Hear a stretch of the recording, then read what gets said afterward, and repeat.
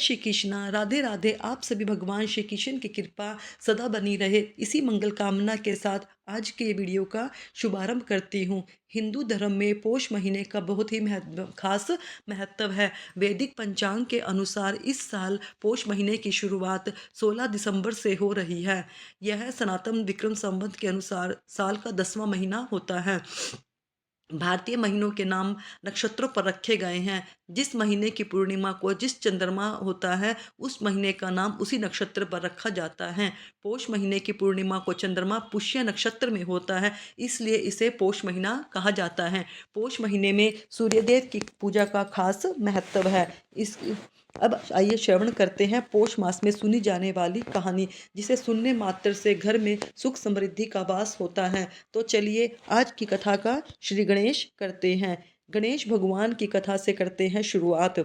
पौराणिक कथा के अनुसार एक बार गणेश जी महाराज एक सेठ जी के खेत में से होकर जा रहे थे, तो उन्होंने 12 दाने अनाज के तोड़ लिए। अब अनाज के दाने बिना पूछे तोड़ लिए तो गणेश जी का मन बड़ा भारी हो गया, वह पछतावा होने लगा। वे सोचने लगे, अरे मैंने तो सेठ जी के यहाँ बिना बात के ही दाने तोड़ लिए हैं, इसका मतलब यह हो गई, यह तो चोरी हो गई, यानी कि मैंने सेठ जी के यहाँ चोरी कर ली। इस प्रकार वे मन में पछतावा करने लगे। अब चोरी की है तो उसका प्रायश्चित भी करना होगा। गणेश जी के ने सेठ जी के यहाँ से चोरी की थी, उन्हीं के यहाँ 12 साल की नौकरी करने का निश्चय कर लिया। बस फिर क्या था, गणेश जी भेष बदल कर पहुँच गए सेठ जी के यहाँ और सेठ जी से काम मांग लिया। उधर सेठ जी को किसी नौकर की जरूरत थी, इस कारण सेठ जी को गणेश जी को नौकर बनकर सेठ जी के यहाँ काम करने लगे। एक दिन की बात है, सेठानी राख से हाथ धोने लगी तो गणेश जी ने सेठानी का हाथ पकड़कर मिट्टी से हाथ धुला दिया। सेठानी बोली, और अरे यह कैसा नौकर रखा है, नौकर होकर इसने मेरा हाथ पकड़ लिया। जब सेठ को यह बात पता चली तो उन्होंने गुस्सा आया, सेठ जी को तुरंत अपने यहाँ से नौकरी से निकाल दिया और पूछा कि तुमने सेठानी का हाथ क्यों पकड़ा।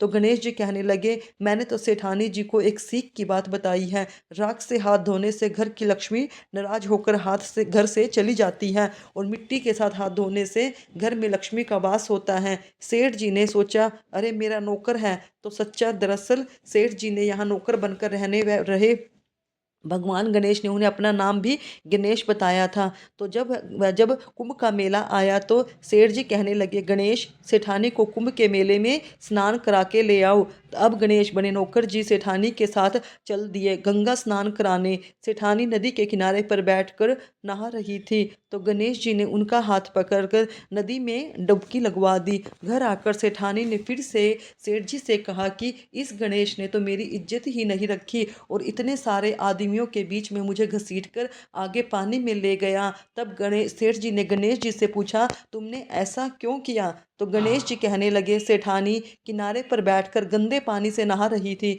मैं तो आगे अच्छे पानी में डुबकी लगवाकर ले आया। इससे सेठानी अगले जन्म में रानी और राजपाट का सुख पाएगी। सेठ जी सोचने लगे, गणेश है तो सच्चा है। एक दिन की बात है, सेठ जी के घर में पूजा पाठ हो रही थी, हवन भी हो रहा था। सेठ जी फिर से गणेश से कहने लगे कि जाओ सेठानी को बुलाकर ले आओ। उधर गणेश जब सेठानी को बुलाने गए तो सेठानी काली चुनरी ओढ़कर चलने लगी, तो गणेश जी ने कहा, काली चुनरी फाड़ डाली और कहने लगे, लाल चुनरी ओढ़कर चलो। तब सेठानी नाराज होकर सो गई। सेठ जी ने देखा सेठानी अभी तक क्यों नहीं आई, तो खुद देखने के लिए आए। आकर देखा तो सेठानी जी तो नाराज होकर लेटी पड़ी थी। सेठानी से पूछने लगे, क्या बात है, यहाँ मैं घर में हवन की तैयारियां कर रहा हूँ और तुम यहाँ सो रही हो। तो सेठानी कहने लगी, समझाओ अपने गणेश को, देखो आज इसने मेरी चुनरी का क्या हाल कर दिया है, मेरी चुनरी तार तार कर दी है। यह बात जानकर सेठ को बहुत गुस्सा आया, बुलाया गणेश को और बहुत डांटा। तब गणेश जी कहने लगे, सेठ जी पूजा पाठ में काला वस्त्र नहीं पहनते और सेठानी काली चुनरी ओढ़कर जा रही थी, तो मैंने इनसे लाल वस्त्र पहनने के लिए कहा और जब यह नहीं मानी तो मैंने इनकी काली चुनरी फाड़ डाली, क्योंकि काला वस्त्र पहनने से कोई भी शुभ कार्य सफल नहीं होता है। यह बात सुनकर सेठ जी सोचने लगे, गणेश तो सच्चा है और समझदार है, फिर भी एक एक दिन की बात है, सेठ जी पूजा करने लगे। पूजा करने के लिए उन्होंने पंडित जी को निमंत्रण दिया। अब पंडित जी आए, पूजा की तैयारियां हो गई। तभी पंडित जी कहने लगे, अरे सेठ जी, मैं तो गणेश जी की मूर्ति लाना ही भूल गया, अब क्या करें। उधर नौकर बने गणेश भगवान वहीं खड़े हुए थे और सारी बात देख और सुन रहे थे। यह बात सुनते ही गणेश जी तुरंत कहने लगे, मुझे ही मूर्ति बनाकर विराजमान कर लो, आपके सारे कार्य सफल हो जाएंगे। यह बात जब सेठ जी को सुनी तो उन्होंने बहुत गुस्सा आया और वो गुस्से से कहने लगे, तुम तो अब तक सेठानी से ही मजाक करते थे, अब मुझसे भी मजाक करने लगे हो। तब गणेश जी ने कहा, सेठ जी, मैं मजाक नहीं कर रहा हूँ, तुम मेरी बातों को मजाक में बिल्कुल मत लिया करो, मैं बिल्कुल सच कह रहा हूँ। इतना कहते ही नौकर बने गणेश ने भगवान गणेश का साक्षात रूप धारण कर लिया। और सेठ सेठानी ने जब यह देखा तो पंडित जी, सेठ और सेठानी गणेश जी के चरणों में गिर गए। उनकी पूजा पूजा समाप्त होते ही गणेश जी अंतर्ध्यान हो गए। अब सेठ सेठानी को बहुत दुख हुआ। उन्होंने कहा, हमारे पास तो साक्षात गणेश जी रहते थे और हमने उनसे इतना सारा काम करवाया, उन्हें अपने घर में नौकर बनाकर रखा। इस बात पर उन दोनों पति पत्नी को बहुत भारी हुआ। अब दोनों पति पत्नी रात दिन इसी चिंता में रहने लगे। जब गणेश जी को उनकी चिंता देखी तो एक दिन सपने में आकर उन्हें दर्शन देकर कहने लगे, सेठ जी, आप बिल्कुल भी परेशान मत होइए। एक बार मैंने आपके खेत से अनाज के 12 दाने तोड़ लिए थे, उसी का दोष मेरे सिर लगा था। वही दोष उतारने के लिए मैं आपके यहाँ नौकर बनकर 12 साल काम किया है। अब आप दोनों बिल्कुल भी दुख मत करो। ऐसा कहकर भगवान गणेश जी अंतर्ध्यान हो गए। उधर गणेश भगवान की कृपा से सेठ जी के यहाँ करोड़ों की माया हो गई। उनके घर में सुख संपत्ति और धन के भंडार भर गए। हे गणेश जी महाराज, जैसा सुख, जैसी धन दौलत आपने सेठ जी को दी, वैसे सबको देना। इस कथा को कहते सुनते हुंकारा भरने वाले सभी को देना और उनके सभी कार्यों को मनोरथ पूर्ण करना। बोल गणेश जी महाराज की जय। अब जाइए, आइए श्रवण करते हैं सूर्य देव की कथा। देवलोक में शिल्पकार विश्वकर्मा की एक पुत्री थी जिनका नाम था संज्ञा। वह दिन भर तपती धूप में खेला करती थी। सूर्य की तेज किरणों का जैसे उस पर कोई असर ही नहीं होता था। संज्ञा जब बड़ी हुई तो एक दिन विश्वकर्मा और उसकी पत्नी ने संज्ञा को बड़े मुग्ध भाव से सूर्य को निहारते हुए देखा। यह देखकर विश्वकर्मा बोले, देवी, ऐसा लगता है कि हमारी बेटी सूर्य पर मोहित हो गई है। देख रही हो कितने मुग्ध भाव से सूर्य की ओर देख रही है। मुझे भी ऐसा लगता है स्वामी। विश्वकर्मा की पत्नी ने कहा, सूर्य के सौंदर्य के प्रति संज्ञा का आकर्षण उसकी आयु के साथ बढ़ता ही गया है। एक दिन विश्वकर्मा उसे अपने साथ हाथी पर बैठाकर सैर को निकले।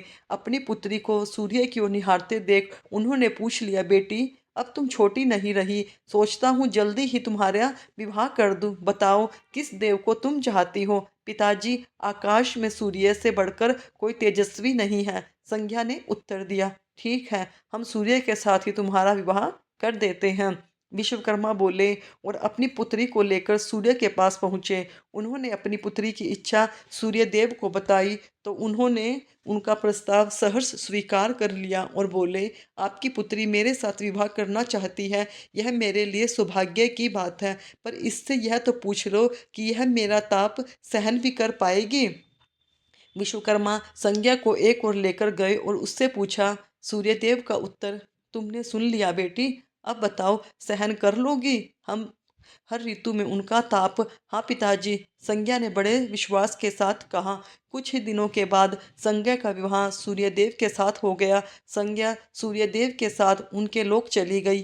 पति के साथ संज्ञा के दिन सुखपूर्वक बीतने लगे।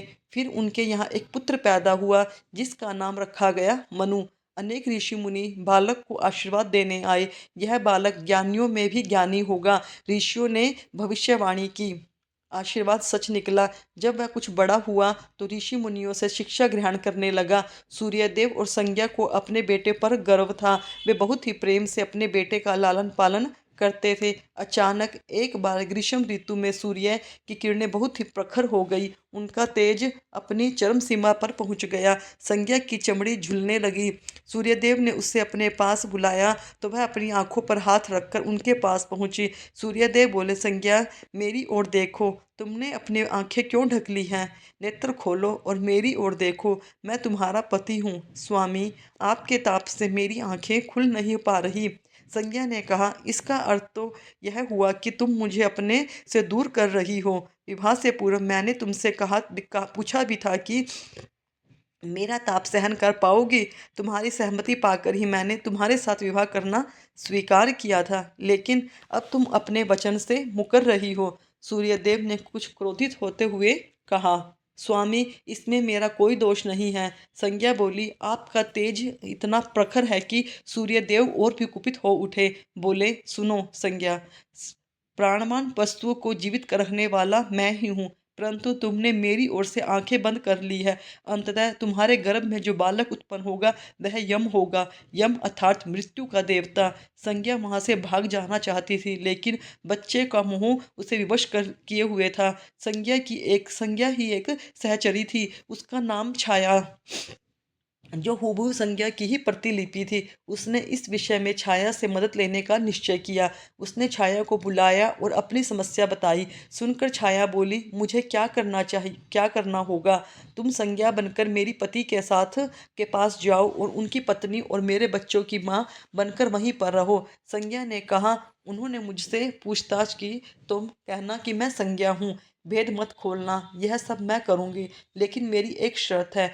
सूर्यदेव कभी मुझ पर बिगड़े या श्राप देने लगे तो मैं सारा भेद खोल दूंगी। छाया ने कहा, ठीक है छाया, अब जाओ, मेरे बच्चों को संभालो। तुमने मुझे बहुत ये कठिन काम सौंपा है संज्ञा, फिर भी मैं भरसक प्रयत्न करूंगी। छाया बोली और वहां से चली गई। उसके जाने के बाद संज्ञा सोचने लगी, मैं मायके जाती हूँ और माँ और पिताजी मुझे देखकर प्रसन्न होंगे। मैं कुछ समय वहां रहूंगी, परंतु पिताजी कहेंगे, स्त्री की शोभा पति के घर में रहने से होती है।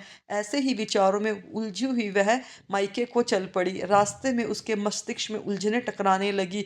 वह सोचने लगी, पिताजी जब मुझे लौट जाने के लिए कहेंगे तब मैं कहाँ जाऊंगी? संज्ञा अपने मायके पहुंची। जंगल में उसका पिता ने उसका बड़ा सत्कार किया। बोलो, आओ बेटी, अब कुशल मंगल तो हो? नहीं पिताजी, आपने ठीक ही कहा था, ग्रीष्म ऋतु में सूर्यदेव का ताप सहन न कर सकेगी। संज्ञा कुछ दिन वहां सुख से रही। एक दिन पिता ने कहा, संज्ञा, तुम्हारे आने से मुझे बड़ा हर्ष हुआ है, परंतु विवाह हो जाने के बाद स्त्री को मायके में अधिक समय तक नहीं रहना चाहिए। अब तुम अपने पति के घर जाओ, फिर कभी हमसे मिलने आना।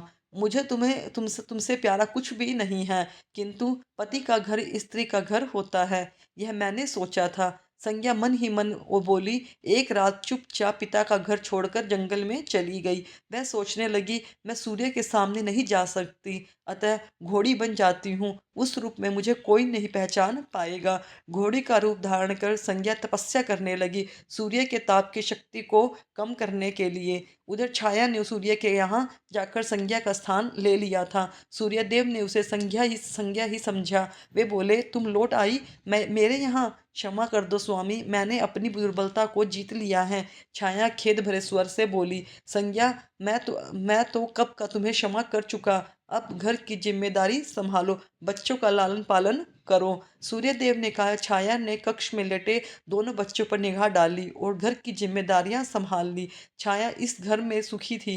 वह प्राय सोचा करती, बेचारी संज्ञा, कितना अच्छा घर त्यागना पड़ा उसे। क्या वह कभी नहीं लौटेगी? समय पाकर छाया को एक पुत्र हुआ। पुत्र पैदा होने के बाद वह कुछ चिंतित रहने लगे। मुझे यह नहीं भूलना चाहिए कि मैं संज्ञा की छाया ही हूँ। छाया ने एक पुत्र और एक पुत्री को जन्म दिया। अब छाया का व्यवहार बदलने लगा। वह अपने बच्चों को तो प्यार करती थी, लेकिन संज्ञा के बच्चों को ताड़ने और उनके साथ दुर्व्यवहार करने लगी। मनु ने तो विमाता के व्यवहार को नजरअंदाज कर दिया, लेकिन यम को उसका व्यवहार खटकता रहा। माता छाया का यमुना बहन के साथ ऐसा व्यवहार करना उचित नहीं है। वह अपने बच्चों के साथ तो कितना अच्छा व्यवहार करती हैं, हम भाई बहन से नफरत करती हैं। एक दिन तो वह हद ही हो गई। छाया ने यमुना के बाल पकड़े और उसे डंडे से पीटते हुए बोला, कमबख्तो, मरते भी तो नहीं, मर जाए तो मेरा पीछा छूट जाए। जब छाया देर तक यमुना को पीटती रही तो यम से रहा ना गया। उसने जाकर छाया का हाथ पकड़ दिया और गुस्से से बोला, बस माता, अब तुमने यमुना का हाथ उठाया है तो मुझे कोई बुरा न होगा, मुझसे बुरा कोई ना होगा। अच्छा, तेरी यह हिम्मत, मुझको धमकी देता है? ठहर जा, आती हूँ, मैं तेरे पिता से शिकायत करूंगी। छाया क्रोध से सिहर उठी। छाया ने तो इस डर से सूर्यदेव से शिकायत न की कहीं उसका भेद उजागर ना हो जाए, लेकिन यम और यमुना ने तंग आकर अपने पिता से उसकी शिकायत अवश्य कर दी। पिताजी, यह स्त्री हमारी माँ नहीं है। यम ने कहा, हाँ पिताजी, पुत्र माता से विमुख हो सकता है, परंतु माता की ममता कभी कम नहीं होती। यमुना भी बोल उठी, मैं देख लूंगा, तुम जाओ, डरो नहीं, सब ठीक हो जाएगा। ऐसा कहकर सूर्यदेव ने बच्चों को धैर्य बंधाया, लेकिन बच्चों के जाते ही वे सोच में पड़ गए। बच्चे ठीक कहते हैं, यह कोई मायावी है। सूर्यदेव गुस्से में भरकर छाया के पास पहुंचे और उसके केश पकड़कर झंझोड़ते हुए बोले, सच बताओ, तुम कौन हो, अन्यथा मैं तुम्हें कठोर दंड दूंगा। ठहरिए स्वामी, भय से कांपती हुई छाया बोली, मैं संज्ञा की छाया हूँ। वह आपकी देखभाल का भार किसी को सौंपे बिना नहीं जाना चाहती थी, इसलिए उसने मुझे आपके पास भेज दिया। वह कहाँ गई? सूर्यदेव ने पूछा। उस अपने पिता के यहाँ। सूर्यदेव सीधे विश्वकर्मा के पास पहुंचे और उनसे पूछा, संज्ञा कहाँ है? वह तुम्हारे तेज से बचने के लिए यहाँ आई थी। विश्वकर्मा ने बताया, अब वह कहाँ है? मैंने ध्यान करके पता किया, उसने घोड़ी का रूप लिया है। वह जंगल में घूमती रहती है और तुम्हारे तेज को घटाने के लिए तपस्या कर रही है, विश्वकर्मा ने बताया। तो आप मेरा तेज घटा दीजिए, फिर उसे खोजने के लिए चलते हैं, सूर्यदेव बोले। सूर्य विश्वकर्मा ने सूर्यदेव के तेज का 8वां भाग छांट दिया, जिससे उनका तेज घट गया। फिर वे संज्ञा को खोजने निकले। उन्होंने राहगीरों से पूछताछ की, तुमने इधर कोई घोड़ी देखी है? हाँ, एक विलक्षण घोड़ी को हमने नदी के पास विचरण करते देखा है, राहगीरों ने बताया। उसमें विलक्षण क्या बात है? वह घोड़ी मानवीय भाषा में बोलती है। देव, तब तो यह अवश्य ही संज्ञा होगी, सूर्यदेव ने कहा। सूर्य घोड़ी के निकट पहुंचे और कहा, संज्ञा, मैं सूर्य हूँ, तुम्हारा पति। अब यह घोड़ी का रूप त्याग दो। जब तक मेरी मनोकामना पूरी न होगी, मैं यह रूप नहीं त्यागूंगी। घोड़ी बनी संज्ञा ने उत्तर दिया, तुम्हारी मनोकामना तो पूरी भी हो गई, सूर्य ने कहा। सूर्यदेव ठीक कहते हैं बेटी, विश्वकर्मा बोले। मैंने इनके तेज का 8वां भाग काट दिया है। पिता से आश्वासन पाकर संज्ञा ने अपना घोड़ी वाला रूप त्याग दिया और अपने स्वाभिभाव रूप में आ गई। वह हर्ष और विभोर से अपने पिता से लिपट गई और फूट फूट कर रोने लगी। फिर उसने झुककर सूर्यदेव के पांव छुए और पूछा, स्वामी, हमारे बच्चे सकुशल तो है ना? हाँ, दोनों बच्चे ठीक हैं, मनु, यम और यमुना को फिर से माँ मिल जाएगी। सूर्यदेव ने मुस्कुराकर कहा, मैं अब भी अपना घर त्याग कर नहीं जाऊं मैं कभी अपना घर त्याग कर नहीं जाऊंगी। संज्ञा बोली, आप छाया को क्षमा कर देना, अपने साथ ही रखना। दोनों का मिलन देखकर विश्वकर्मा ने भी अपना आशीर्वाद प्रदान किया। जाओ और सुख शांति से रहो। सूर्यदेव और संज्ञा सूर्यलोक पहुंचे और छाया और बच्चों के साथ आनंद पूर्वक रहने लगे। बोलिए सूर्यदेव भगवान मैं की। आपको पौष मास महात्म का पहला अध्याय सुनाऊंगी। आइए भगवान का नाम लेकर शुरू करते हैं। शास्त्रों के अनुसार जो भी मनुष्य इस पाठ को पढ़ता या सुनता है, उसकी रक्षा स्वयं भगवान विष्णु करते हैं। भगवान विष्णु को नारायण के नाम से भी जाना जाता है, जो संपूर्ण सृष्टि के पालनकर्ता और रक्षक है। नारायण कवच का पाठ करने से व्यक्ति को मनुष्य भगवान विष्णु की कृपा प्राप्त होती है, जिससे उसे आध्यात्मिक शक्ति, मानसिक शांति और जीवन में समृद्धि प्राप्त होती है। इस कवच के माध्यम से व्यक्ति सभी प्रकार के संकटों, रोगों और शत्रुओं से बच जाता है। नारायण कवच का उल्लेख विशेष रूप से श्रीमद् भागवत महापुराण के छठे स्कंद में किया गया है, जहाँ इंद्र भगवान नारायण के इस कवच का उपयोग करते हैं और असुरों पर विजय प्राप्त करते हैं। यह कवच भगवान विष्णु के विभिन्न रूपों और उनके अवतारों की स्तुति करता है, जो व्यक्ति के चारों ओर से एक सुरक्षा कवच की तरह कार्य करता है। श्रीमद् भागवत गीता के 8वें अध्याय में नारायण कवच के संबंध में न्यास व कवच पाठ बताया गया है। आइए सबसे पहले जानते हैं नारायण कवच पाठ के लाभ। भय का अवसर उपस्थित होने पर नारायण कवच धारण करके अपने शरीर की रक्षा कर सकते हैं। नारायण कवच सही विधि से धारण करके व्यक्ति अगर किसी को छू भी ले तो उसका अमंगल कभी नहीं हो सकता। नारायण कवच की ऐसी महिमा है। अब आइए श्रवण करते हैं नारायण कवच। भगवान श्री हरि गरुड़ जी की पीठ पर अपने चरण कमल रखे हुए हैं। अणिमा आदि 8 सिद्धियां उनकी सेवा कर रही हैं। 8 हाथों में शंख, चक्र, ढाल, तलवार, गदा, बाण, धनुष और पाश धारण किए हुए हैं। वे ही ओमकार स्वरूप प्रभु सब प्रकार से सब ओर से मेरी रक्षा करें। मत्स्य मूर्ति भगवान जल के भीतर जल जंतुओं और वरुण के पास से मेरी रक्षा करे। माया से ब्रह्मचारी रूप धारण करने वाले वामन भगवान स्थल पर और विश्व रूप में त्रिविक्रम भगवान आकाश में मेरी रक्षा करें। जिनके घोर अट्टहास करने पर सब दिशाएं गूंज उठी थी और गर्भवती दैत्य पत्नियों के गर्भ गिर गए थे, वे देव दैत्य युद्ध पतियों के शत्रु भगवान नृसिंह किले, जंगल, रणभूमि आदि विकट स्थानों में मेरी रक्षा करें। अपने डाड़ों पर पृथ्वी को उठा लेने वाले यज्ञ मूर्ति वराह भगवान मार्ग में परशुराम जी के पर्वतों के शिखरों और लक्ष्मण जी के सहित भरत के बड़े भाई भगवान रामचंद्र प्रवास के समय मेरी रक्षा करे। भगवान नारायण मोहन आदि भयंकर अभिचारों और सब प्रकार के प्रमादों से मेरी रक्षा करे। ऋषि श्रेष्ठ नर गर्भ से योगेश्वर भगवान दत्तात्रेय योग के विघ्नों से और त्रिगुणाधिपति भगवान कपिल कर्म बंधन से मेरी रक्षा करे।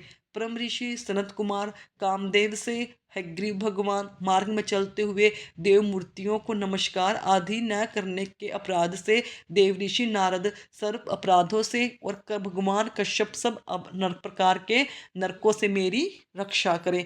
भगवान धन्वंतरि कुपथ्य से जितेंद्र भगवान त्रिभुव देव सुख देव दुख आदि भयदायक द्वंद्वों से यज्ञ भगवान लोकापवाद से, बलराम जी मनुष्यकृत कष्टों से और श्री गणेश जी क्रोध व नाशन सर्पों से गणों से मेरी रक्षा करें।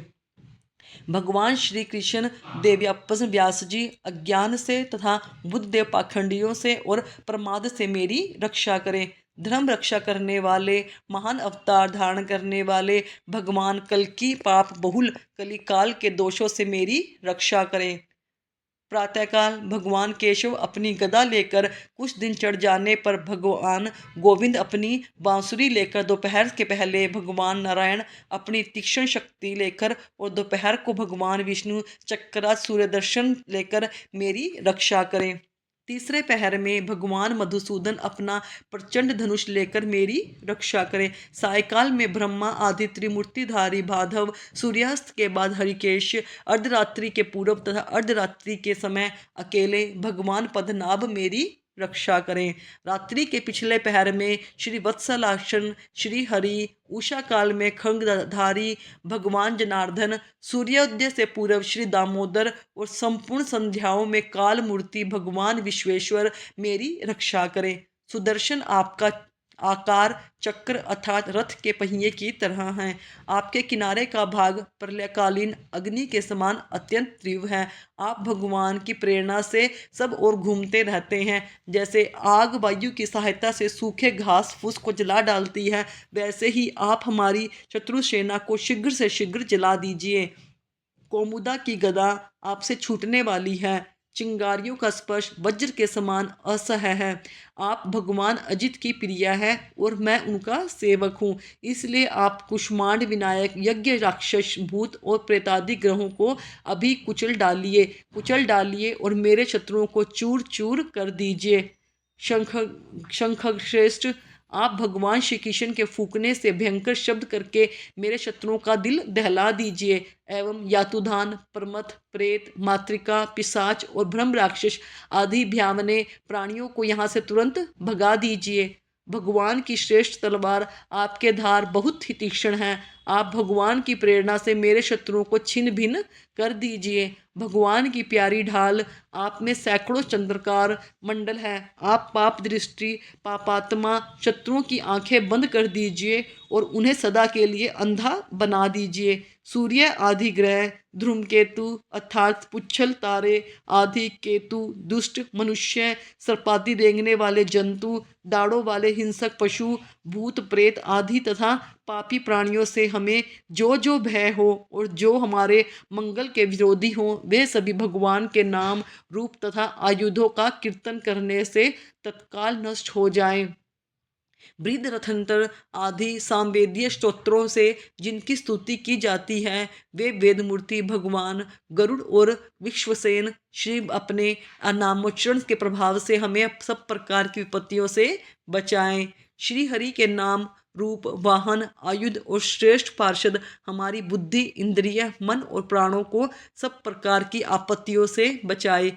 जितना भी कार्य आप अथवा कारण रूप जगत है, वह वास्तव में भगवान ही है। इस सत्य के प्रभाव से हमारे सारे उपद्रव्य नष्ट हो जाए। जो लोग ब्रह्म और आत्मा की एकता का अनुभव कर चुके हैं, उनकी दृष्टि में भगवान का स्वरूप समस्त विकल्पों से रहित है, भेदों से रहित है। फिर वे भी अपनी माया शक्ति के द्वारा भूषण, आयुध और रूप नामक शक्तियों को धारण करते हैं। यह बात निश्चित रूप से सत्य है। इस कारण सर्वज्ञ सर्वव्यापक भगवान श्री हरि सदा सर्वत्र सब स्वरूपों से हमारी रक्षा करें। जो अपने भयंकर अट्टहास से सब लोगों के भय को भगा देते हैं और अपने तेज से सबका तेज ग्रस लेते हैं, वे भगवान नरसिंही दिशा विदिशा में ऊपर नीचे बाहर भीतर सब ओर से हमारी रक्षा करें। इति श्री नारायण कवच संपूर्ण। हिंदू पौराणिक कथाओं के अनुसार रूप से नारायण कवच का जाप करना भगवान शनि को प्रसन्न करने और उनका आशीर्वाद पाने का सबसे शक्तिशाली तरीका है। ओम नमो भगवते वासुदेवाय। मिलते हैं कल एक नई वीडियो में। राधे राधे भक्तों। आशा करती हूँ मेरी दी गई जानकारी आपको पसंद आई होगी। अगर आपको मेरी वीडियो अच्छी लगे तो कमेंट में राधे राधे लिखें, चैनल को सब्सक्राइब करें, वीडियो को लाइक करें। धन्यवाद दोस्तों।